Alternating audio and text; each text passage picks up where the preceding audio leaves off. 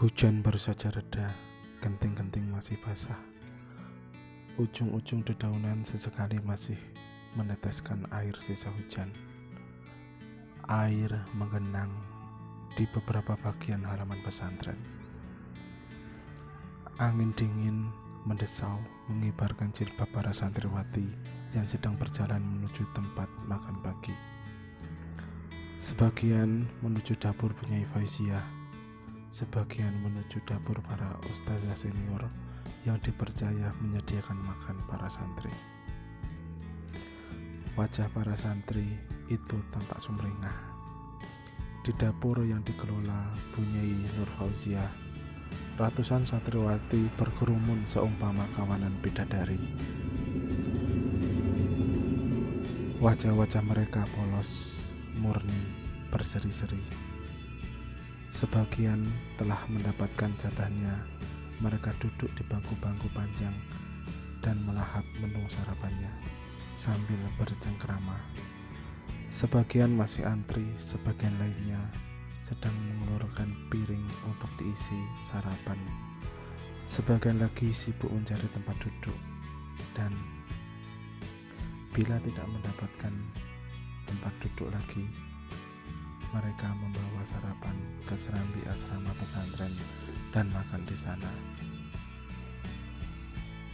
Aina dan 3 orang santriwati khotibah Bunyai melayani para santriwati dengan cekatan. Wajah Aina tampak bercahaya dibandingkan ketiga temannya. Seorang santriwati kecil mengulurkan piringnya pada Aina sambil terus memandangi wajahnya. Tangan Aina meraih piring itu dan mengisinya dengan nasi, sayur oseng kangkung, sepotong tempe goreng, sepotong telur dadar, dan sambal. Aina merasa terus diperhatikan oleh santri kecil itu. "Ada apa, Dek?"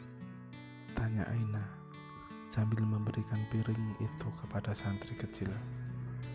"Ah, enggak, saya hanya suka memandang wajah Mbak Aina, adem dan sedap."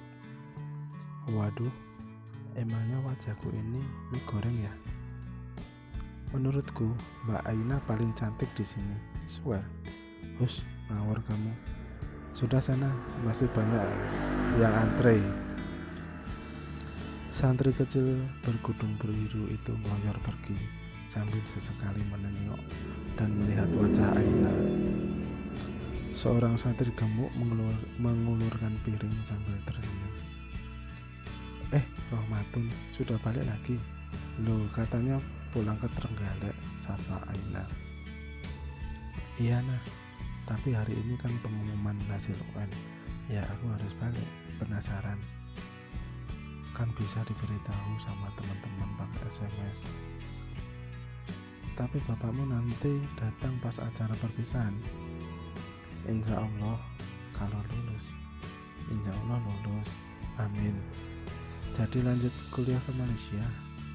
"Enggak, mamaku ingin aku kuliah di Surabaya saja." Tiba-tiba santriwati yang ada di belakang Rohmatun yang tadinya sibuk ngobrol dengan santriwati di belakangnya ikut nimbrung. "Kau sangat beruntung bisa lanjut kuliah, Tun. Lebih beruntung daripada Aina, ya kan nah?" Aina diam. "Kamu gak lanjut kuliah nah? Kamu kan pinter, lebih pinter dari aku. Mosok gak kuliah?" "Bukan masalah pinter, tapi masalah mental dan habitus keluarga. Jika Aina lulus aliyah lalu lanjut mondok di sini, jadi khotimah Bunyai, itu sebuah kemajuan luar biasa daripada lulus aliyah jadi TKW di Arab kayak ibunya." Aina tersenyak mendengar kalimat yang menusuk itu. Ia menahan emosinya. "Kamu gak boleh ngomong begitu, Neng," Rohmatun mengingatkan tegas. "Loh, kenapa?" "Hei Dut, aku ini ngomong kenyataan. Lihat saja nanti. Setelah kita lulus nanti 6 bulan aku akan tunggu kabarnya. Prediksiku Aina gak bakalan kuliah. ia akan tetap jadi khotimah di sini, lalu jadi babu di Arab kayak ibunya dulu. Neneng, tolong jangan bawa-bawa ibuku, potong Aina. Suasana agak panas. Gak usah marah, ini cuma prediksi. Kau jaga boleh memprediksi diriku. Yang jelas aku sudah diterima di salah satu universitas terkenal di Jakarta, bahkan sebelum UN. Biar aku yang memprediksi deh. Kalau Aina, aku tahu gak tegaan. Kau akan kuliah di universitas swasta di Jakarta, terus belum selesai kuliah kau nikah sama laki-laki yang kau merasa salah pilih.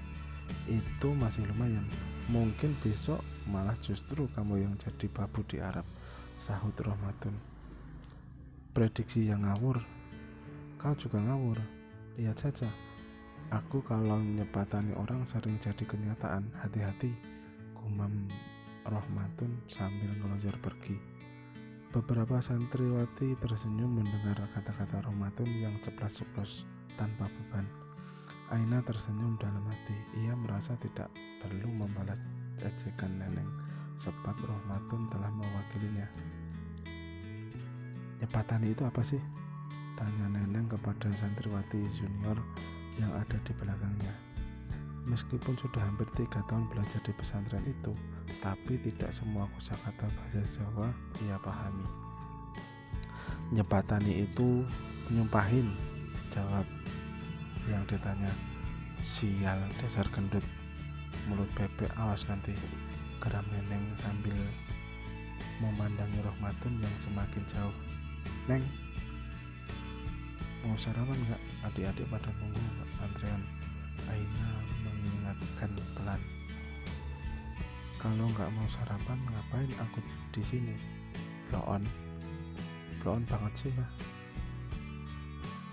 Tolong nasi dikurangi dikit, sayurnya banyakin ya, kata Neneng sambil menyodorkan piringnya. Aina mengulurkan tangannya untuk mengambil piring Neneng.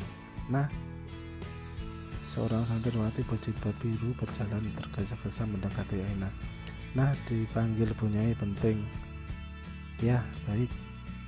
Aina urung memberikan piring Neneng nasi dan bergegas ke rumah Bunyai tanpa melihat wajah Neneng sama sekali. Neneng tampak kesal merasa dicuekin. Neng, kamu bisa tolong menggantikan posisi Aina? Kasihan itu adik-adik harus segera masuk kelas. Kalau kamu kan sudah nggak masuk kelas, tolong ya, kata Mbak Ningrum sambil sibuk meladeni para santriwati yang mengambil jatah sarapan. Wah, tapi saya ada kerja di kamar, Mbak, penting. Neneng menolak dengan nada mengeluh.